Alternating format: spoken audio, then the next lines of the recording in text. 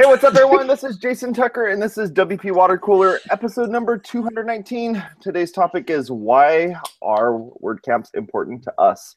Man, we have a huge cast and crew here today. Let's go around the room real quick, get everyone introduced. David Bassett, tell us a little bit about yourself. Hey, I've been around for about 10 years freelancing. I currently work at a company called Automotive, which helps make Opt-in Monster and Buyer Gallery, Soliloquy, and a bunch of other plugins for WordPress. Awesome. Good to have you on today. Margowski, what about you? I'm Dave Margowski. I am a project manager for PixelJar, and I'm on the team for WCOC 17. Woo! Woo! Super excited. What about you, George? Hi, I am George Stefanis. I work at Automatic, working on Jetpack project. I make Jetpack, teach Jetpack, preach Jetpack. Hey! On all the things. Hey! On all the things. You're stealing my lines, buddy. Cosper, how about you, man? Jason Cosper, WP Engine. Sub. Nice. What about you, Robbie? Hey, I'm Robbie McCullough. I am a co-founder of Beaver Builder and a WordCamp fan and aspiring speaker. Awesome. We'll get you up on stage. How about you, Sarah? Hi, I'm Sarah Weefald. I'm the project manager at Zeek Interactive. I facilitate the OC WordPress design meetup, and I'm on the organization committee for WordCamp Orange County 2017. Sweet. Say, how about you? Hey, my name's Say Reed, and I'm making my own tags since Google took them away. I teach WordPress, preach WordPress, make WordPress, at Say Reed Media on all the things, and I look forward to the future. Sweet. Shanta, how about you? Darkly. Hi, everybody. My name is Shanta. I'm coming in from Toronto, Canada. And, lucky. Yeah, lucky me. I teach WordPress at one of the local colleges, Sheridan College. I've been there for about 4 years, and I speak regularly at WordCamps, and I've been co-organizer on Toronto, Hamilton, and Milwaukee. Nice. Good Wow. job. Good to have you. How about you, Steve? I am Steve Zangen. I'm the founder of Zeek Interactive, and I lead the OC WordPress meetup, and I am the lead organizer for WordCamp OC 2017. What? Woohoo! I know. Awesome. I'm Jason Tucker. You can find me over at Jason Tucker on Twitter, and I blog over at jasontucker.blog. So let's talk about WordCamps. What was your, real quick around the room real fast, what year was the first WordCamp that you went to? 2009, my own. Nice. I had to organize it in order to get to it. So. Good job. Which is what a lot of people do, right? Is they start WordCamps because they don't have a local one. So, yeah. Good job on you. Who else out there? What was the first the year in which you started? 2008 was that the first OC WordCamp at UC Irvine? Yeah, I think because this. Yeah, that's right. 2008 or 2009. Yeah. My first was Orange County 2012. Mine was 2013. Oh, good. Mine was 2011. It's always sunrise.php at #WC Philly. Let's see, we're doing it consecutively there for a second. I was in 2014 in San Francisco before it was rudely taken away and turned into WordCamp US. Right. Yeah, speaking of WordCamp San Francisco, I was at the first WordCamp San Francisco in 2006, I believe. Wow. Yeah. Wore a blogger logo T-shirt, which was pretty funny. So is Jason our WordCamp OG? Is he the oldest? The oldest? I don't remember what year I went to Phoenix. Phoenix, yeah. 2012. And I gave my first talk, it was at Toronto, and that was because somebody else had actually bowed out. So my first attendance at WordCamp was my first talk as well. Awesome. 2012. Nice. So the reason why I asked that question is because of the fact that all of us, constantly are attending these things. We're going every year. We're going to multiple ones each year. you know, there's a reason why we do this. And I kind of wanted to. There is? There is. I've been doing it wrong. No, yeah, I think so, but hey. No, but there's a reason for it, though. You know, there's a reason why people keep going back to WordCamps, and you know, a lot of the time it's because of the people that are there, but also because you're getting this really ridiculously cheap education on something that even if you just went to one. Not cheap, inexpensive. I'm not doing any of the funding stuff here. Inexpensive, but yeah, you're doing this inexpensive WordCamp, and you could go to one talk, and one talk is worth that $40 to go, and that's it. After that, you can just go walk around, go talk to your buddies, go, get new, work contacts. You could find clients. I mean, there's tons of reasons why people go to WordCamps. But what was the reason why you went to your first one? Is the real question here. Brandon asked me to speak. Yeah, he asked you to speak at the WordCamp? No, before the WordCamp. Oh, okay. I the WordCamp. What about you, Sarah? I had been trying to transition from the music industry to web development for a long time at that point. And it seemed like a good way to figure out how to, more about how to use this whole WordPress thing. And now here I am. For me, it was a chance to give back to the community because I had been to a lot of the meetups locally, and I volunteered for my first WordCamp. So. Yeah, for me, I mean, it was the first one up in San Francisco. Because of that, I was living in Los Angeles at the time. Just kind of decided, hey, it's a trip up north. It seems like fun. And I kind of, had been into WordPress for 2 years. I just wanted to kind of, see who showed up and everything else. And yeah, just really interested in kind of seeing like the start of the community, but I didn't know it was the start at the time. That's cool. That's very prescient considering today. Sorry that you didn't know it was the start at the time. Sorry. Yeah. Anyway, we should go. Yeah, I was going to say, kind of answer your other question, Jason. The reason why I go back to WordCamps all the time, or I go to so many WordCamps, is for the talks, but also really for the hallway track, or what's become the hallway track, right? The networking, the meeting people, meeting other companies that are doing what we're doing, the connections that are made at WordCamp.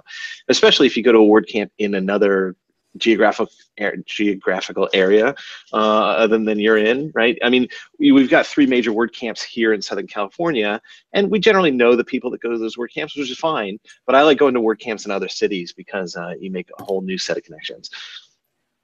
Try going to ones in other countries. Those are really interesting. Which one have you done, Steve? I was at WordCamp Europe last year. Oh, nice. I did. So the farthest one that I've actually done is Mumbai. And I did it back in March, and I crowdfunded the entire thing. So this is why the WordCamp and WordPress community is so awesome, is because I basically crowdfunded for the whole thing. Watching how the other side of the world does it, entirely different. Just saying. Was it in English? Yes, most of it was. The whole camp, or parts of it, or the whole thing? The majority of it actually was. Yeah. Wondered that. It's always been a big hesitation for me for like going to WordCamp Europe, or even like, is it in English? Mm-hmm. Well, in Mumbai, actually, the second language is English. So they have to do it in English. They might do one or two in something else, but yeah, it was mostly in English. Well, this might sound a little fanboyish, but for the first WordCamp I went to, I got to meet and kind of get in tune with a lot of other people in the WordPress community, but I was really particularly excited to see Matt speak. I'd seen him speak once before, and he's such a good, orator, and always says like such good stories, and his kind of story and like his whole like Dvorak keyboard thing. He's a fun guy to listen to. So that was one of my motivators. First time I saw Matt speak was at WordCamp San Diego several years ago, which was really, really cool. It was small WordCamp. It wasn't like a state of the word type of thing. It was just he held a little town hall, which was really, really cool. So I saw him speak for the first time at Zerb, and it was way before Foundation came out. No one had heard of Zerb. They were just this little web design agency in our little hometown, like Campbell, which is right nearby. And yeah, same thing, very intimate setting, and I kind of like felt like so cool. Like I was like, oh, this place is awesome. I want to work there. And then Zerb just blew up, and now they're practically a household name in the. Oh, you still haven't heard? Okay, well, I take that back. You never heard of Zerb? No, we know Zerb well. Yeah, no, me. That was me saying that in the chat. No. Big shout out to Zerb.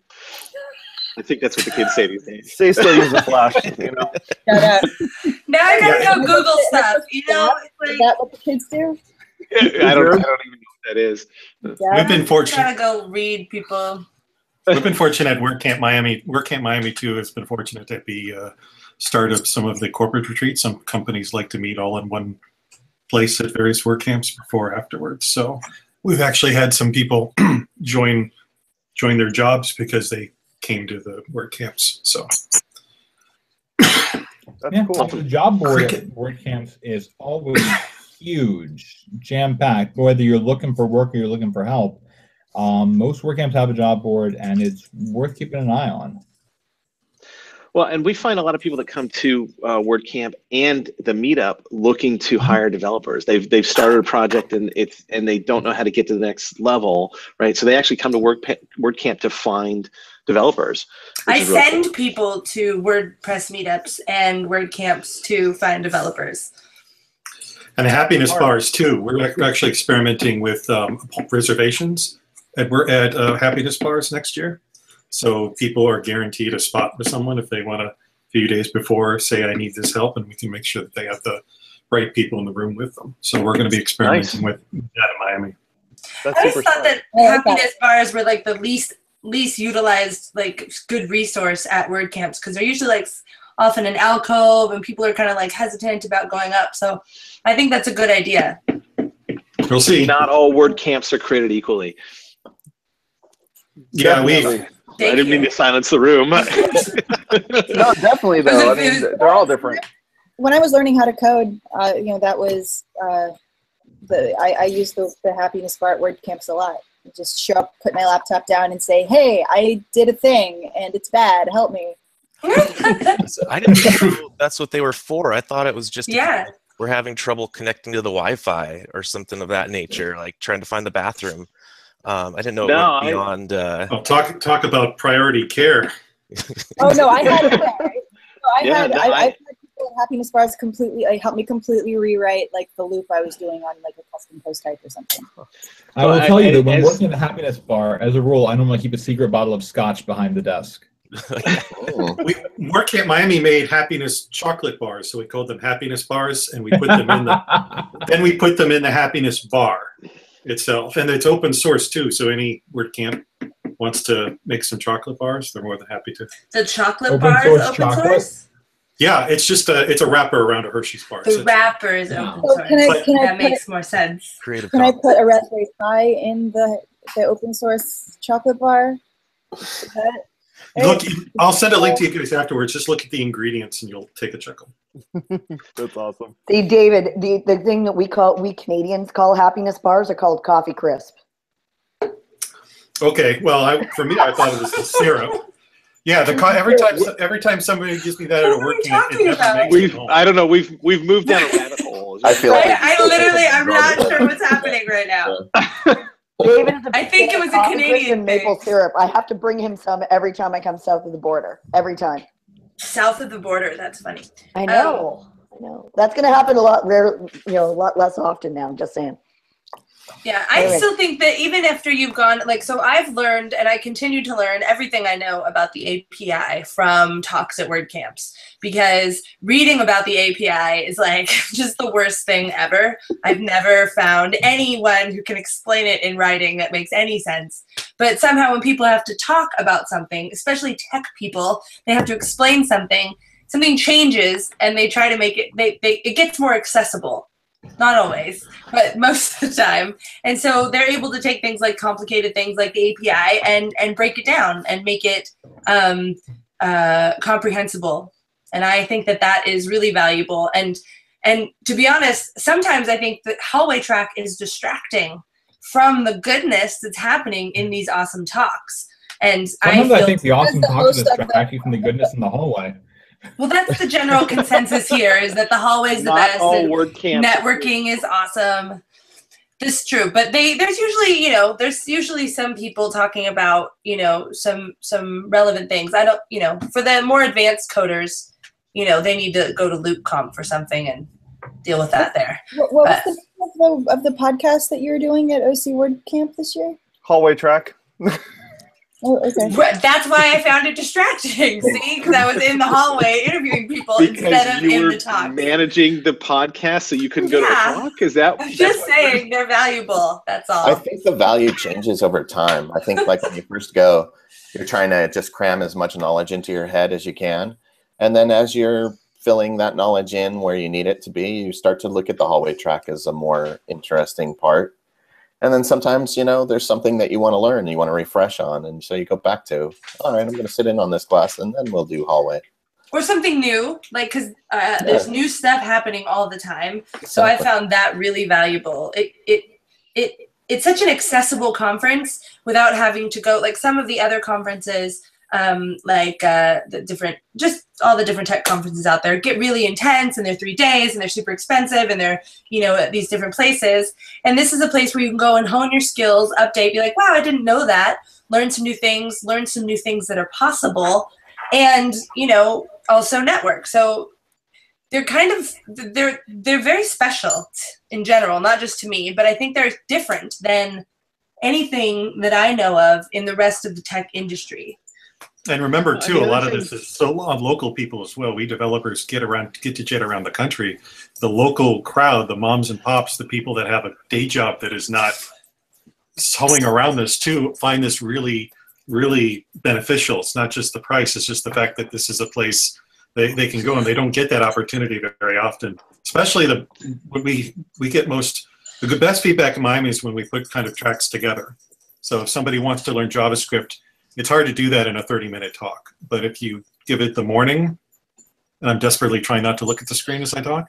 If you put like my WordCamp Miami did a Learn JavaScript Deeply track last year, and we're doing it again this year. And we're trying to make it so other people can copy that if they want to. And Matt mentioned it in the State of the Word. So it really is something that, if we can form this more of as have the separate sessions, but also do more of a track with a beginning, middle, and end that's logical. I think the local people, the ones that can't go around, benefit a lot. I agree. The one thing that Say mentioned accessibility. Thank you. The one thing that I found is true of all the WordCamps I've gone to is the speakers are accessible, right? So somebody will give a talk, and you can go have a conversation with that speaker after the talk, right? Because they're just right there. That's not true of other technology conferences that I've been to. In fact, if they can go, we try to get the speakers to get to the happiness bar right after their talk. So that's cool. If they can do that, that's awesome. And the barrier to entry on any of this stuff is very, very low. I mean, if you pay the money, you show up, you say, hi, I do WordPress, and everybody else is like, yeah, I do WordPress too.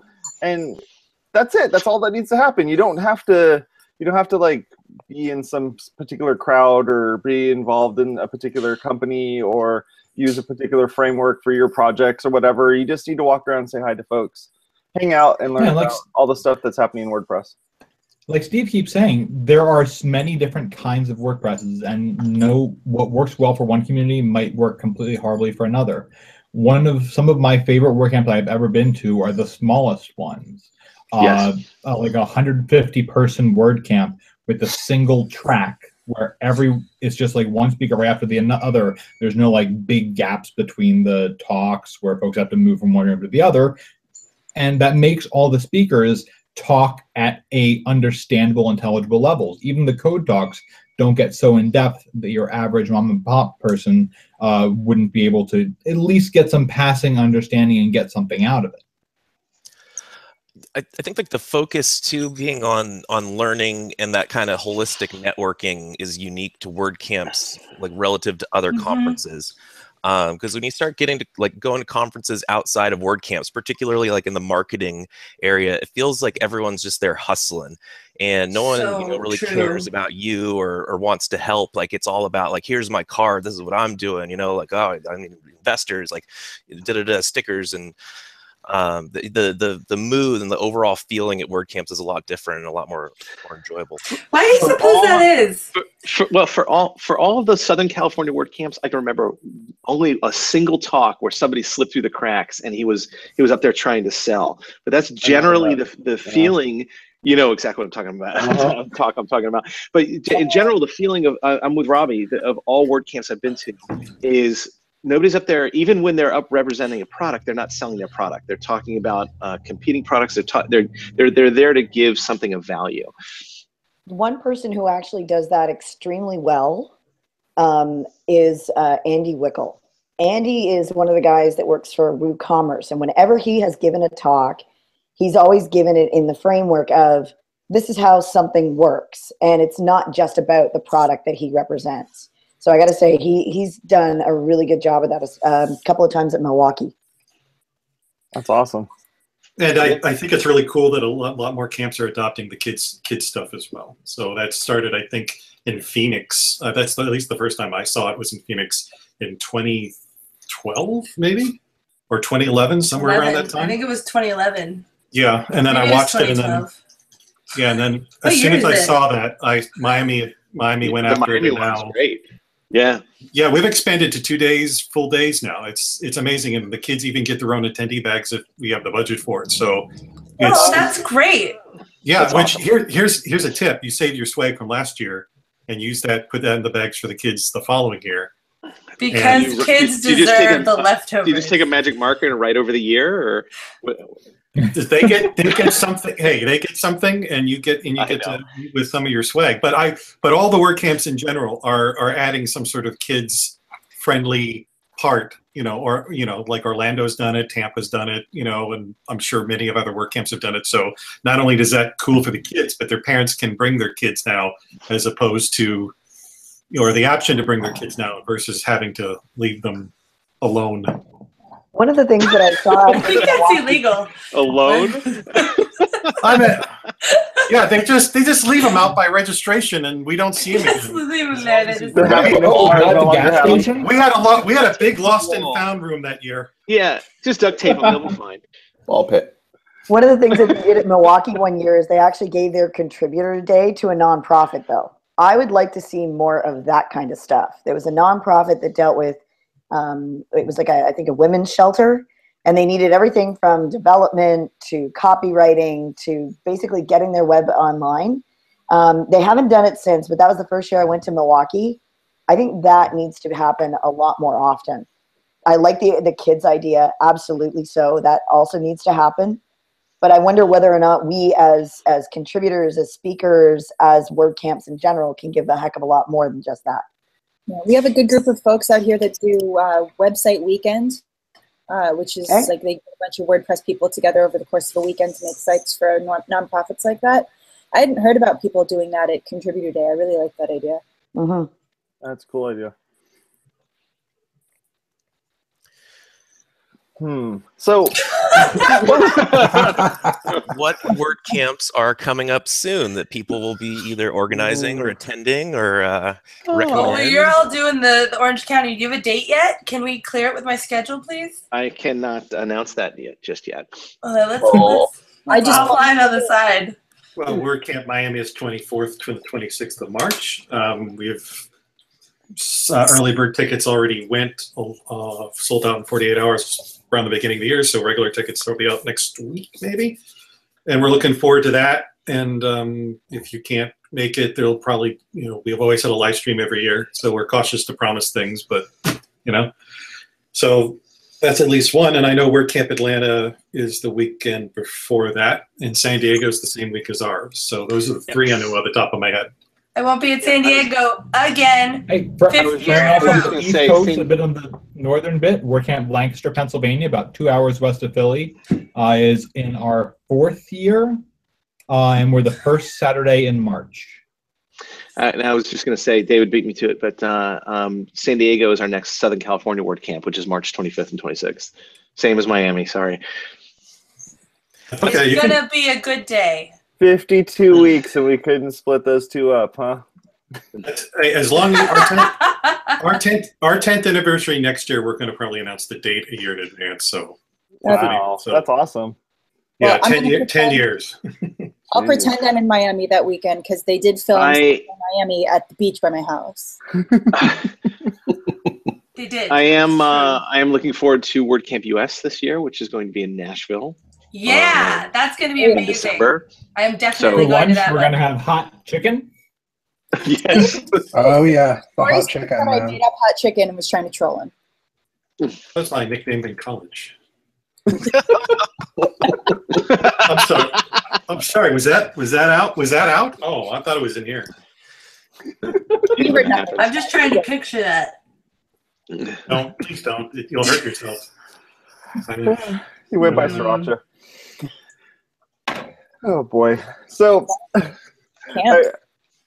Oh yeah, please, Sarah. Would you? No, I was just filling the silence. Just Camps. So. It's a weird day. Yeah. That's all I have to say. Weird day. There's not so many days I wake up in the morning and I'm like, I should totally drink before water cooler. Here's a question. Here's a question. That happens Why is that different? Why is that different from every other water cooler? I don't normally think that. This one had some extenuating circumstances surrounding it. Besides Matt Mullenweg, what keynote? Can you think of a keynote that was memorable? Nathan. John Ekman, Ann Arbor last year. Has Lemma actually keynoted any, or is he just show up and knock everyone down? He's keynoted all over the place. Levin's keynote at WordCamp LA a couple of years back was amazing. Yeah, it was really and I had to speak right after him. You killed it. That worked out.